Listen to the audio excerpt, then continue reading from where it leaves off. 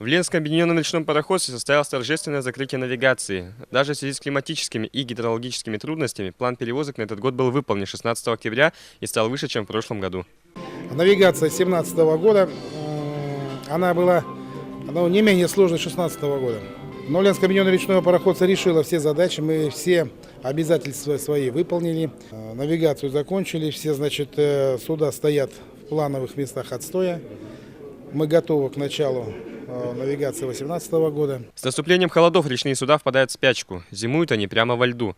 Но прежде чем река замерзнет, судно идет на место зимовки и проходит тщательную проверку холодам. Одним из таких судов является гряда, речной толкач, осуществляющий буксировку судов. Произвести заделку носовой лебедкой. Павел Марков уже не первый год работает на этом буксире. Знает его он как свои 5 пальцев. По его словам, в первую очередь нужно слить из рабочих систем всю жидкость, чтобы замерзшая вода в машинных отделениях не повредила двигатели, дизельные генераторы, насосы и различные трубопроводы. Надо выставить на определенную глубину, чтобы во время падения воды судно не сломалось. Зачистка на судах идет, уборка инвентаря. В нашем случае все находятся в затоне, на случайном отстое никто не остался.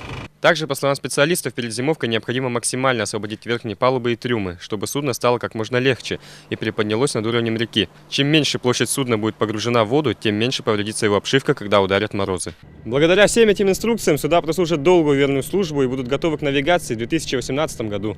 Алексей Степанов, Илларион Федоров, Тимур Ширыжик. Вести, Якутск.